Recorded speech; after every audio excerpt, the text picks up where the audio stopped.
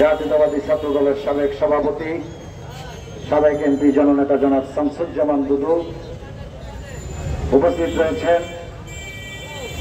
বিশিষ্ট সাংস্কৃতিক ব্যক্তিত্ব জাসাসের সাবেক সভাপতি রাজাবুল্লাহ চৌধুরী, জাকপা সাধারণ সম্পাদক হোসেন প্রধান, তাঁতি দলের সিনিয়র যুগ্ম আহ্বায়ক ডক্টর কাজী মনিরুজ্জামান, বাবু সুরঞ্জন ঘোষ, এম আহমেদ খান মন্টু, আমিনুল ইসলাম খান নয়ন, হুমায়ুন কবির, জাহাঙ্গীর আলম সংগ্রাম, জাকির, ফরাজি, সবাইকে শুভেচ্ছা জানাচ্ছি বাংলাদেশ জাতীয়তাবাদী দলের 46তম প্রতিষ্ঠা বার্ষিকী উপলক্ষে।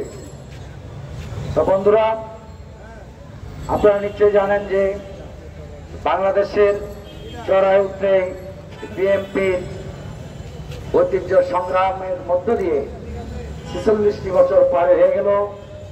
এর মধ্যে বাংলাদেশের যে অবৈধ দখলদার সরকার ছিল বিগত দিনে, শেখ হাসিনা এই 17 বছরে বিএনপির সারা দেশে অসংখ্য নেতা কর্মীকে গুম হত্যা করেছে।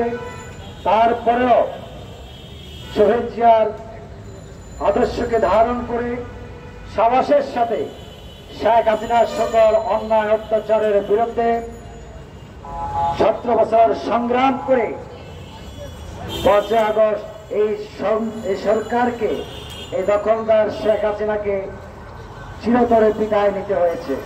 তো আমরা অতীতে যারা হিংসা হানানি করেছিল, রাজনৈতিক প্রতিহিংসা করে আমাদের নেত্রী দেশনেত্রী বেগম খালেদা জিয়াকে দীর্ঘদিন কারাগারে রেখেছিল, আমাদের দলের চেয়ারম্যান, ভারপ্রাপ্ত চেয়ারম্যান জনাব তারেক রহমান সাহেবকে যারা